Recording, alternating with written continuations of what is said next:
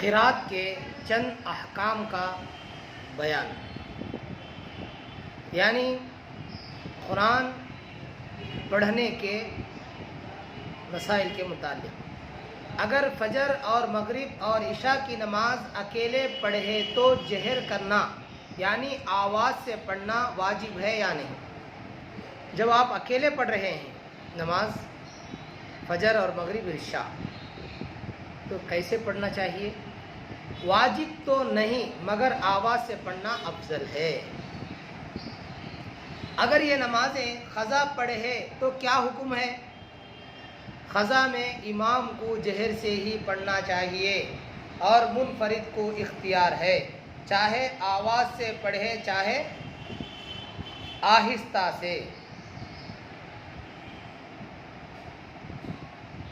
فرض نمازوں میں کتنی قرات مسنون ہے، کتنی قرات سنت ہے، کتنا قرآن پڑھنا سنت ہے؟ حالت سفر میں تو اختیار ہے کہ سورہ فاتحہ کے بعد جو سورت چاہے پڑھ لے، البتہ اقامت یعنی گھر رہنے کی حالت میں آپ اپنے گھر اور گاؤں میں ہیں تو ایسی صورت میں کتنی قرآن پڑھنی چاہیے، یعنی قرآن کا کتنا حصہ پڑھنا چاہیے؟ اگر آپ سفر میں ہیں تو اختیار ہے۔ قرات کی خاص مقدار مسنون ہے، قرات کی خاص مقدار مسنون ہے۔ حالت اقامت کی قرات مسنونہ کیا ہے؟ یعنی آپ گھر پر ہیں، مسافر نہیں ہیں تو کتنا قرآن پڑھنا چاہیے؟ حالت اقامت میں یعنی آپ گھر میں رہنے اور اپنے خاص وطن میں رہنے کی صورت میں نماز فجر اور نماز ظہر میں طوال مفصل پڑھنا اور نماز عصر اور نماز عشاء میں اوساط مفصل پڑھنا اور نماز مغرب میں قصار مفصل پڑھنا مسنون ہے۔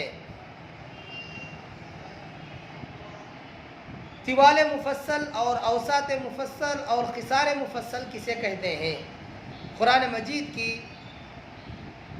26ویں پارے کی سورہ حجرات سے سورہ بروج تک کی صورتوں کو طوال مفصل کہتے ہیں اور سورہ طارق سے سورہ لم یکن تک صورتوں کو اوساط مفصل کہتے ہیں اور سورہ اذا زلزلت سے الناس یعنی آخری قرآن مجید تک کی صورتوں کو قصار مفصل کہتے ہیں۔